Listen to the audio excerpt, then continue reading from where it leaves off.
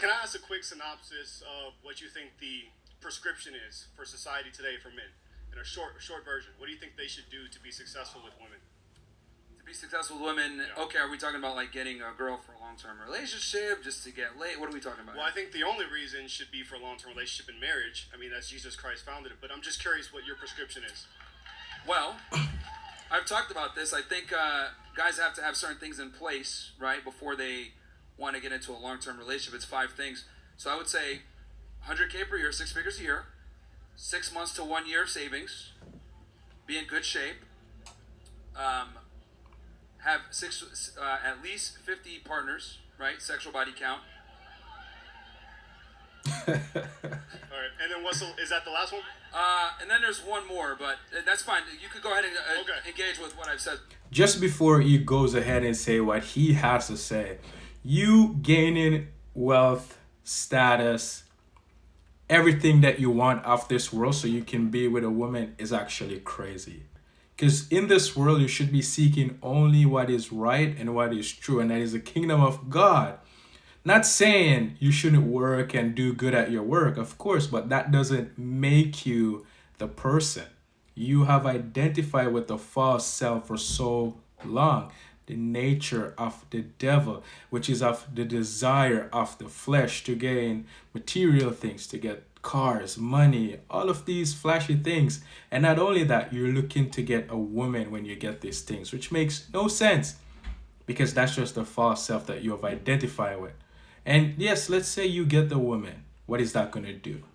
She's going to ruin your life because you don't have discernment to choose a good woman. You're going to go seek after her.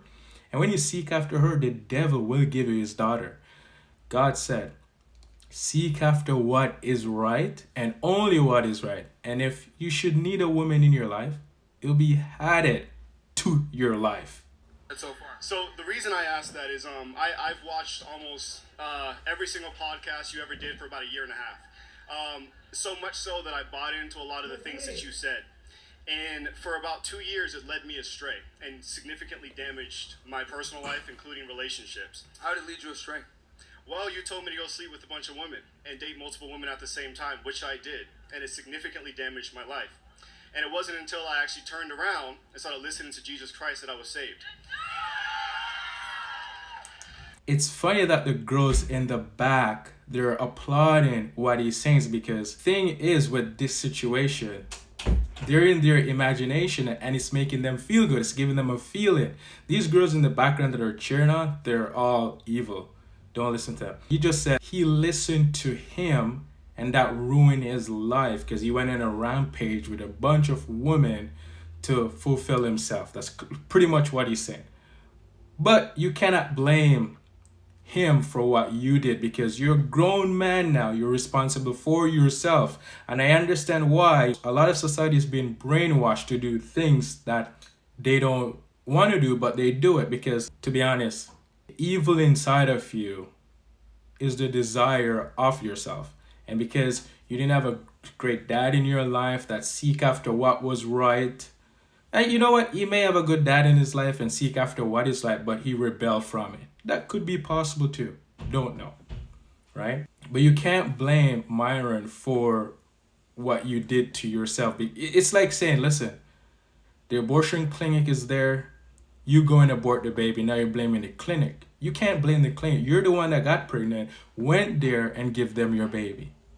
So in this case, you're responsible for yourself. And the dad thing, he probably had a dad in his life, but was still raised by his mom because his dad was not strong enough and seeking after what was right so he can pass love. He can get love from God in himself to pass it to his wife for his wife to raise him properly. So he was chasing for fulfillment, which is his mother have imposed that will onto him. But let's keep going. Now I'm happily married. I have one child now with another one on the way, and I've never felt happier. But I felt... Congratulations, that's good. That's really good. Thank you. And I know you're not against that, but my concern is what you're saying to men leads them astray because I'm a walking example of it. And I think you're significantly damaging people, and especially you're leading people away from morality. Women are not sex objects. women are created in the image of God and they are valuable. Women are creating the image of man. Men were creating the image of God. Just to clarify that. And they should be treated as such. Why should God give you one of his children if you don't even know how to treat him? So I think... Fair point. So a question for you. You said you got out there dating and meeting women and stuff like Yeah. that. And then you said that it kind of hurt you. Yeah. How did it hurt you specifically? Did you like just start? What happened specifically?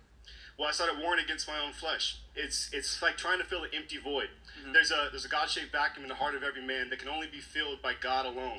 Anything else you try to fill with that's not going to satisfy it. Sure. And I tried to do it with sex. Yeah. So, would it be fair? How'd you meet your wife? We actually had the #1 dating podcast in North and South Carolina called Who Hurt You Podcast. Okay. And I'm also friends with Fresh. I know him very well. I texted him before I came here. Yeah. And I know pretty much everyone on your crew. But I was a heavy follower, and you actually inspired me to start the podcast, and I realized what I was doing was wrong. Yeah. So would it be fair to say that when you went through that experience, you were able to identify characteristics that you probably found as unredeemable and you probably wouldn't want to commit to, right? In what way? Well, when you were seeing these women, right, you probably started seeing patterns in how they behave, how they speak, or whatever. Maybe they're not qualified to be a wife. Because the thing is, right? Well, I don't need that. I have the Bible for that. It tells me what to look for. Yeah, but the That thing is true. is that you were able, and again, you're probably not going to notice it, but when you dated and dealt with all these women, you probably were able to identify characteristics that you were not fond of, or characteristics that would make a woman not a good candidate for a long-term relationship. And I think half the game is figuring out which girls don't qualify for marriage versus which ones that do. And clearly you learned a skill set on how to become attractive and get women, and then you're able to identify the things that you like versus the things that you don't like, and that only comes a lot of times with experience. Now look, if a guy can go ahead and, find a woman as a virgin and be attractive and be able to understand how to navigate that, that's great in modern times. But the reality is a lot of guys don't. And I mean, even in your success story, you had to go through a lot of bad women to be able to identify your current wife as the one. So, So what we can see here is that you're justifying a bad action to outweigh the good, which I understand what he's saying, but that's not good to do because you're still doing evil and you're still out there damaging people in that process. When you can seek after what is right from the beginning and you can avoid all of that you yourself went through and all of that you're going to be putting people through. You can avoid all of that by seeking after what is right and stop chasing after women. failures are good. They're good. No. Yeah, failures, failures in the sense of socioeconomic or maybe even relationship failures could be good, but there's a difference with what I'm saying. I'm saying that we're warned against our soul. Jesus Christ commands us to marry one woman. That's it. What you were causing me to do was sin against myself, and that's the point I'm trying to get to. It's a moral... Yeah, I mean, you got to take personal responsibility, bro. That is true. No, I do, 100%. Yeah, so... Very publicly, I have in front of over 40,000 people. I've done that. Yeah, great. But the point I'm trying to make is, I teach guys a skill set, right? If I give you a gun and you shoot yourself in the foot, is that my fault? If I taught you how to properly use it, how to disarm it, disassemble it, how to load the magazine in properly, all that. If I give you the skill set, then you shoot yourself in the foot, right? Is that really my fault? No, I just arm you with the skill set. Then you choose what you want to do with it. Now, obviously, you wanted to go toward a sex escapade, which is, I guess. But I get it, but the skill set that he does start is actually harmful. But still, you can't blame the person that teach it to you because you go and willingly accepted it. You have to take responsibility. You're a grown adult. You want to know what's right. I get it. Everyone is seeking for what is right. But it's because we don't read our Bible. That's because we don't sit still and know God. And this is why society is like this. We're chasing after a woman for fulfillment. And the woman is chasing after the man for fulfillment, which will never fulfill you. Not one bit. Not even close. Because yes, you're going to get the money, the car, the fancy thing. Your ego's going to be boosted. The false self, the desire of the flesh. And yet, you still can't lead her. She's still going to take half of what you have and leave you. Because you were blind. You just wanted the beauty in her. And you just see her as a sex object. But the woman also sees you as a sex object. Because she's a sex dealer and you're the sex addict. And she knows that your weakness is sex. And she's going to use it against you to get what she wants. So both of you are crazy, evil. But the reality is, I armed you with the tools to become an attractive guy, and you utilize that. You can't come back and get mad. No, and you say, didn't arm me with that. I became attractive when I followed Jesus. That was it. Oh, okay. Now it's changing the story. No, I'm not changing any story. It's one thing to be attractive in the sense of gaining sexual partners, but it's a completely different thing to be attractive to someone that wants to marry you and spend their life with you and have kids with you. Those are two completely different sexual That is attractions. true. That is if I true. walk in here looking like Thor, I'm 6'2" and shredded, obviously I'm going to be attractive to women, but it doesn't mean that that's a relationship that produces value for me and my family. And again, everyone is different, right? For you, it took some time, and you found God, and you shifted. But the reality is, I give you the skill set, and then you choose what you want to do. What That's up to you, the? and you made that decision, not me. I just taught you what to do. Exactly. How to do it. It's on me 100%. I'm not placing Okay. blame on you, but what I'm telling you, from someone And here- that and here's listens the other to you, thing, I'm too, trying that to you let gotta know understand. what happens when you speak to people and tell them to do these things. Here's the other thing too. Like, now you're operating with 20/20 hindsight. You went through it. You experienced Correct. it. You That's know. true. A lot of guys need to get their hand burned sometimes to figure out how things work. Because let's be Why? honest, men are very stubborn. It's Why not do wrong. ladies do that? It's not if wrong. they find a It's God-fearing not woman, they wrong. wouldn't do half the stuff you're talking about. Well, here's the thing. Finding a God-fearing woman in today's day and age is Hard. a lot harder said than done. Hard. Right? So It's very hard. I did it. yeah, it's But it's because you're looking for a woman. You shouldn't be looking for a woman. a lot harder And so said did than done. everyone in my whole family. So it's not that hard. Yeah, that's anecdotal from your perspective. But again, you learned That's the skills true. that you were able to find That's a wife, true. and I'm happy about that. But you got to take a little bit of accountability here and understand that you basically got a loaded gun and shot yourself in the foot. And you're trying Correct. to blame me for it. No, I'm not blaming you. Like I said, I take accountability. Yeah. There's a big difference there. Okay. But look, nothing against you. Like I said, I've hung out with Fresh 8 or 9 times recently. I love him, and I think your heart is in the right place. But I just wanted to give you from someone that actually listened to what you were saying to do, read your book, and it didn't work. That's all I was trying to Yeah, do for it you. doesn't work. Well, actually, it did. You didn't notice it yet. No. Okay. You're not going to be able to identify your wife and have been able to find her and figure out what characteristics you like and don't like, right? Unless you went through that. My wisdom came from the Bible, not you. But I Yeah. appreciate it. Sure. Thank you. Okay.